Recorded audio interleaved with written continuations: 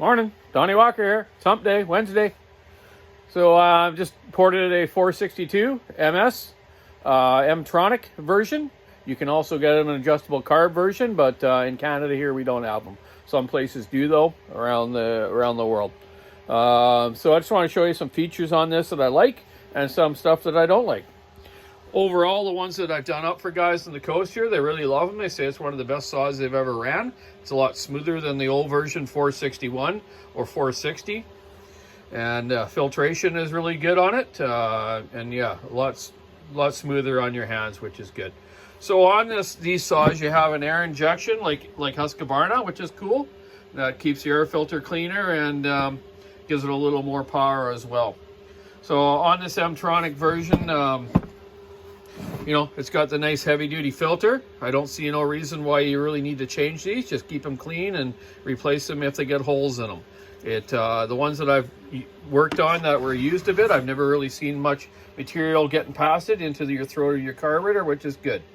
I believe some guys put the heavier spring on in the front, but really, if you're running anything over 28, maybe you want it, but really they're designed this way for smoothness. This one has been slightly used. That's why it's got a bit of dirt on it. The sprocket's still in perfect shape.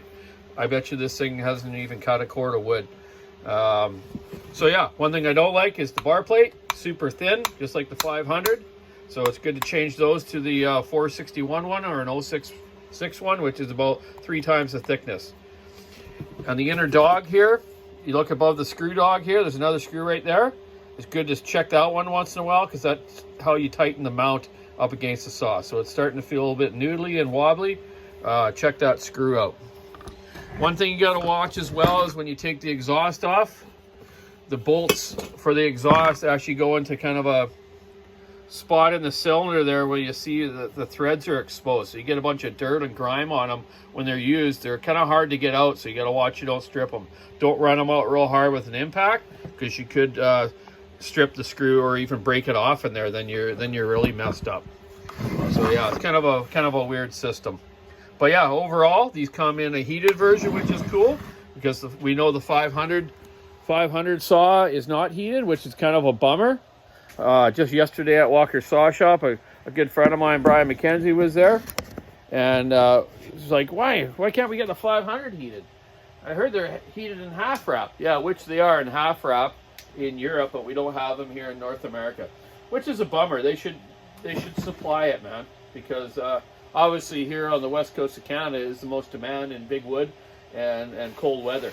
Not that Europe isn't cold either. It's darn cold there as well. So it's nice the 462 has a heated version. But another one thing you gotta check out is right here. Here's your winter slide here. This black piece right here. You can move that out and expose hot air from the cylinder to the carburetor to keep it from icing up or freezing up. Just don't forget to change it back to the summer mode once you've get out of winter, right? Or you'll overheat the carburetor and it won't run right. So that's kind of cool. 500 doesn't have that because it's got no carburetor, so there's no reason to get any heat at it, right? So we really haven't had a real cold couple winters for the 500s to be running in, but I haven't heard any problems. When it is a bit cold, I haven't heard any problems with them running in cold weather. So that's kind of cool. But yeah, another wear item are the clutch drums, clutch springs on these, and the bearing. They're quite thin. They give you a service limit of how thick the drum should be before you replace it.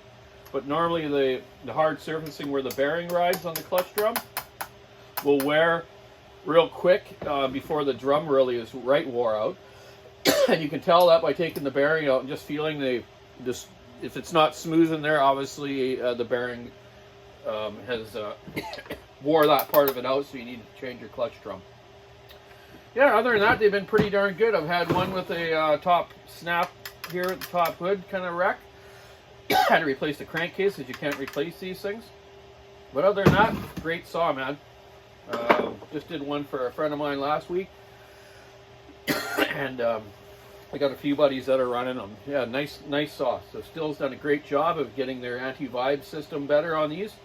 So a lot of guys that couldn't run Stihls years ago with the bad hands are running them now because they're way smoother, just like I said a minute ago. Anyways, Johnny Walker's busy. I'm going to do a 372X torque after this and a 390 and a 572. So have a great week. Hope everyone's doing well out there. It's not raining today, finally. We had a little bit of sun this morning. So it's almost like sweater weather out there today. So not too bad. Sorry you're on out in Saskatchewan. I know you guys got a lot of snow out there. So, buddy, be careful shoveling off all the steps and stairs around there. And keep your little woman there warm by the wood stove and the dog and cat. Have a great day. See you all later. Bye now. Oh, keep your saw wood sticking nice rubber on the road. Bye now.